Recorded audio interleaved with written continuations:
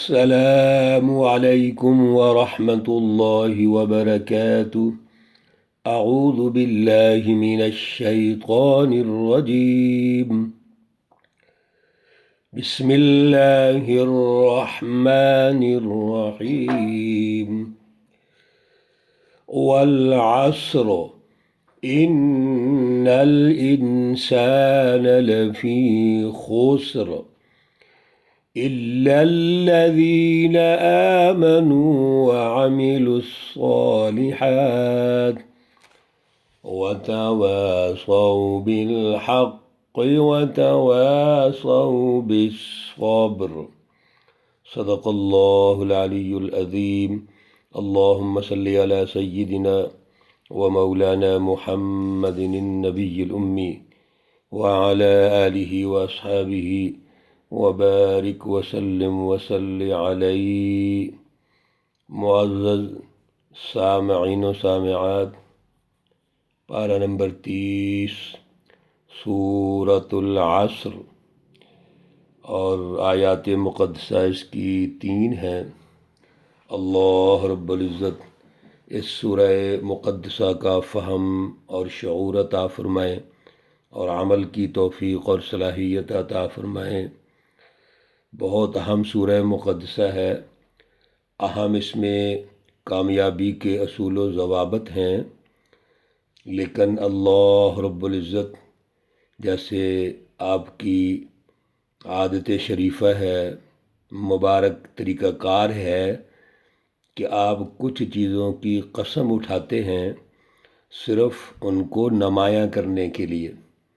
تو یہاں پر والعصر واو قسمیہ ہے اور زمانے کی قسم اٹھائی جا رہی ہے.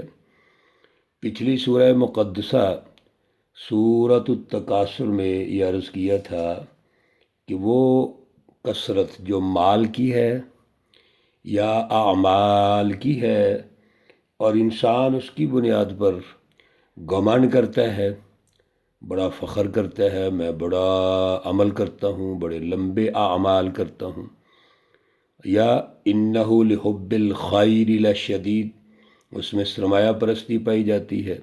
یہ سورۃ العادیات میں بھی ہم پڑھ چکے ہیں. تو یہ تو چیزیں غفلت پیدا کرنے والی ہیں، آپ کے لیے نقصان دہ.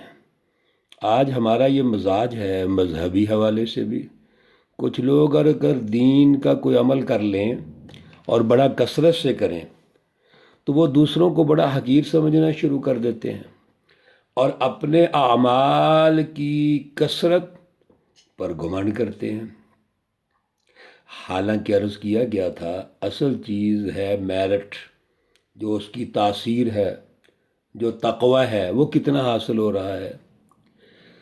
یہاں پر بھی اللہ رب العزت اسی چیز کی تنبیہ فرما رہے ہیں کہ والعصر، قسم ہے زمانے کی، روح عصر کی، یعنی بدلتا ہوا زمانہ، اور روح عصر کا ادراک.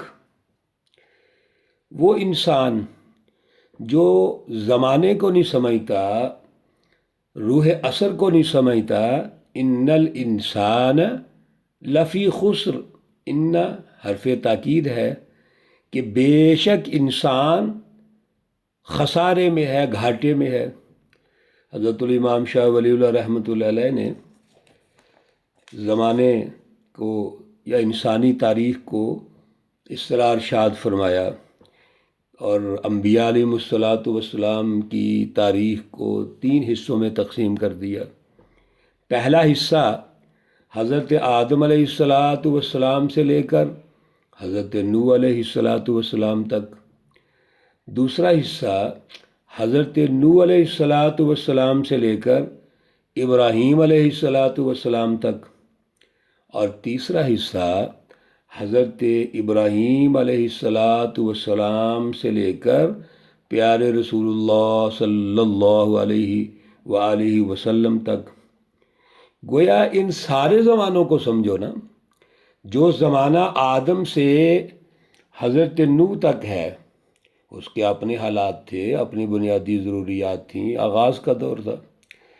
جو زمانہ نوح علیہ الصلاۃ والسلام سے لے کر ابراہیم علیہ الصلاۃ والسلام تک کا ہے، اس کے اپنے تغیر و تبدل ہیں، حالات ہیں، واقعات ہیں، ترقیات ہیں۔ اور پھر وہ زمانہ جہاں سے تحریک ابراہیمی شروع ہوتی ہے، ابراہیم علیہ الصلاۃ والسلام سے لے کر رسول اللہ صلی اللہ علیہ وسلم تک، اس کے اپنے تقاضے ہیں۔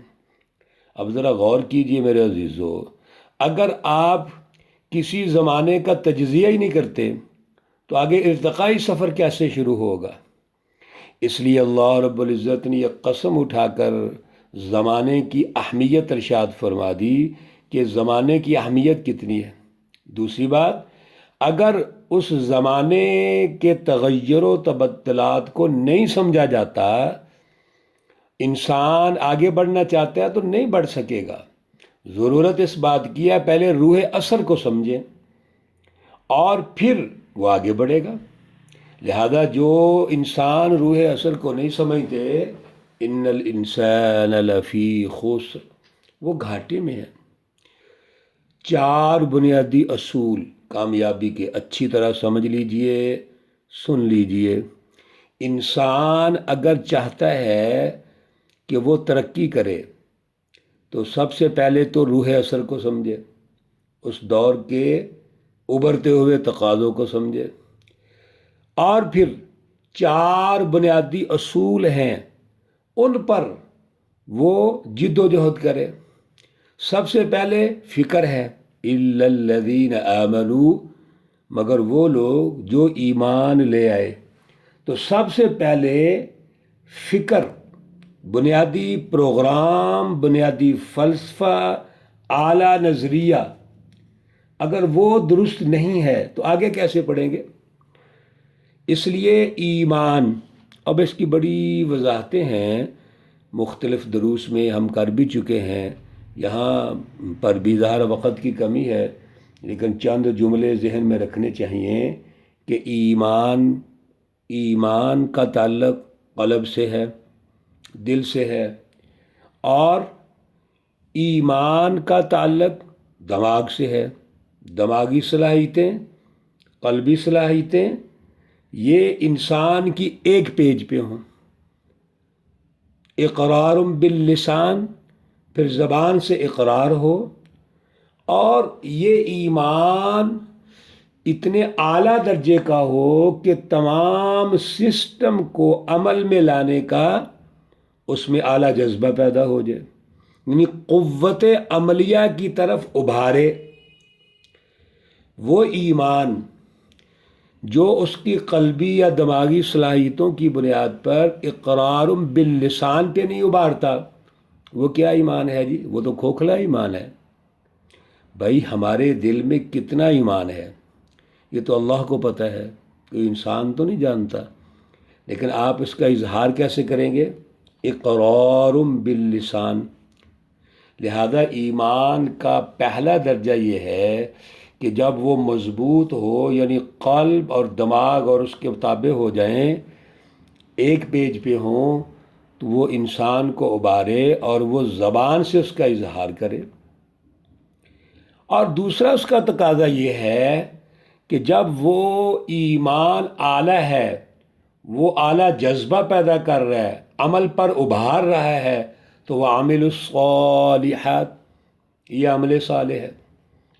ایمان ہے خدا شناسی کا، اللہ پر ایمان لے آئے جی، ٹھیک ہے جی، اب یہ کیسے پتہ چلے گا اللہ پر ایمان ہے؟ سب سے پہلے اقرار باللسان، زبان سے اس کی اشاعت کرو، پھر انسان دوستی پر مبنی عدل کا نظام قائم کرو، یہ عامل الصالحات۔ یعنی اس ایمان کے نتیجے میں ہم اپنے عمل سے یہ ثابت کر رہے ہیں کہ ہم سب کچھ اللہ کے لیے قربان کر رہے ہیں۔ ان اللہ اشتری من المؤمنین انفسهم واموالهم بان لهم الجنہ، یہ جنت کرنے والوں سنو، اللہ رب العزت کے ساتھ جو سودا ہے ہمارا، ہم جنت میں جائیں گے، ضرور جائیں گے۔ اللہ کہتے ہیں میرے پاس آپ کا ایک سودا ہے، تجارت ہے، وہ کیا ہے؟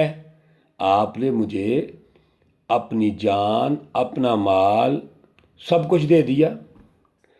جب آپ کا کچھ ہے ہی نہیں، آپ نے مجھے دے دیا، حالانکہ دیا تو میں نے ہے، دینے والے تو اللہ رب العزت کی ذات اقدس ہے، لیکن پھر بھی اللہ سے مانگا تو ہم نے دے دیا۔ اللہ کہتے ہیں میں اس کے بدلے میں آپ کو جنت عطا کروں گا۔ میرے عزیزو، پہلے جنت تو دنیا میں ہے، وہ کیا ہے؟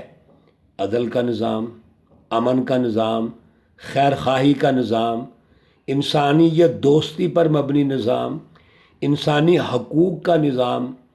یہ دنیا کی جنت ہے نا۔ دنیا کی جہنم کیا ہوتی ہے؟ ظلم کا نظام، چوریوں اور ڈکیتیوں کا نظام، ایک دوسرے کو مرنے مارنے والا نظام، یہ دنیا کی جہنم ہے۔ اس لیے یاد رکھو، پہلی جو کامیابی کی کنجی ہے، اصول ہے ایمان۔ اور ایمان کون سا؟ جو عمل پر ابھارے، وعامل الصالحات، عمل صالح۔ عمل صالح کون سا ہے؟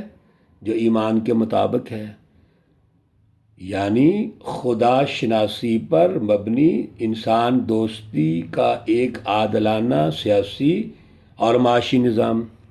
اب ایک سچی جماعت ہے جس کا اعلیٰ ایمان ہے، جس کا اعلیٰ عمل و کردار ہے، اس کے لیے مسائل بھی پیدا ہوں گے، تو کیا ہونا چاہیے؟ وَتَوَاصَوْا بِالْحَقِّ۔ سچی جماعت کو اپنے مشن پر قائم رہنا ہے، ایک دوسرے کو قائم رکھنا ہے، تربیت کرنی ہے، صحبت میں رہنا ہے، اپنے بزرگوں کی صحبت میں رہیے، وہاں پر بیٹھ کے ڈسکشن کیجئے، روح اثر سمجھیے۔ آج کے دور کی ضرورت یہ ہے کہ دشمن کا مقابلہ کرنا ہے، اور دشمن کے مقابلے کے لیے جو ہم جدوجہد کر رہے ہیں، اس کا کیا طریقہ کار ہونا چاہیے، اس کی روح اثر کیا ہے، رسول اللہ صلی اللہ علیہ وسلم سے سمجھ لیجئے۔ تو آپس میں ایک دوسرے کو حق کی وصیت کرنی ہے، وہ اعلیٰ مشن، اعلیٰ شعور، وہ سمجھانا ہے۔ معاوف دماغ کو معاوف نہیں ہونے دینا، کمزور نہیں ہونا، دشمن کی دھمکیوں سے پریشان نہیں ہونا، کبھی بھی مرعوب نہیں ہونا۔ وَتَوَاصَوْا بِالصَّبْرِ۔ چوتھا اصول یہ ہے کہ آپ نے صبر کی تلقین کرنی ہے۔ صبر یہ ہوتا ہے میرے عزیزو کہ آپ آگے بڑھ رہے ہیں، محنت کر رہے ہیں، جدوجہد کر رہے ہیں، لیکن وقتی طور پر حالات ایسے ہیں کہ آپ کو رکنا پڑ جاتا ہے، تو آپ رک جائیے اور رک کے وَتَوَاصَوْا بِالْحَقِّ کیجئے، اپنے مشن پر قائم رہیے، مشن کو یاد کرتے رہیں، تربیت حاصل کرتے رہیں، اور جو بھی آپ کی جماعت فیصلہ کرے اس فیصلے کا انتظار کریں۔ یہ ہے صبر۔ صبر یہ نہیں ہے کہ ہاتھ پہ ہاتھ رکھ کے بیٹھ جاؤ، مایوس ہو کے بیٹھ جاؤ، چلو جی کیا کریں، اللہ کی مرضی ہے۔ یہ کوئی صبر ہے؟ یہ تو تعطل ہوتا ہے۔ انسان کام کاج چھوڑ کے بیٹھ جائے اور مقابلہ نہ کرے حالات کا، روح اثر کو نہ سمجھے، یہ تو میرے عزیزو انسان مایوسی کی طرف چلا گیا، مرعوبیت کی طرف چلا گیا۔ جس میں ایمان ہے، عمل صالح ہے، اعلیٰ سچی جماعت ہے، اس میں مرعوبیت آ سکتی ہے۔ لہذا روح اثر سمجھیے، وقتی تقاضوں کو سمجھیے، اور اگر ٹائم مارک کرنا پڑے، رکنا پڑے تو رک جائیے۔ وَتَوَاصَوْا بِالصَّبْرِ۔ لیکن اعلیٰ مشن، جد و جہد وہ جاری رکھنی ہے۔ روح اثر کو سمجھیے اور آگے بڑھتے جائیے، کبھی بھی رکنا نہیں ہے۔ یہ مزاج سچی جماعت کا نہیں ہوتا کہ رک جائیں، نہیں، سچی جماعت نے آگے بڑھتے چلے جانا ہے۔ اللہ رب العزت یہ اصول جو ہم ڈسکس کر رہے ہیں، اللہ سے رہنمائی لے رہے ہیں، ان کا شعور عطا فرمائے۔ اللہ رب العزت تمام بیماروں کو شفائے کاملہ عاجلہ مستمرہ عطا فرمائے۔ اللہ رب العزت تمام مرحومین و مرحومات کو جنت الفردوس میں اعلیٰ مقام عطا فرمائے۔ ربنا تقبل منا إنك أنت السميع العليم وتب علينا إنك أنت التواب الرحيم وصلى الله تعالى على النبي الأمي محمد وعلى آله وأصحابه أجمعين برحمتك يا أرحم الراحمين. السلام عليكم ورحمة الله وبركاته.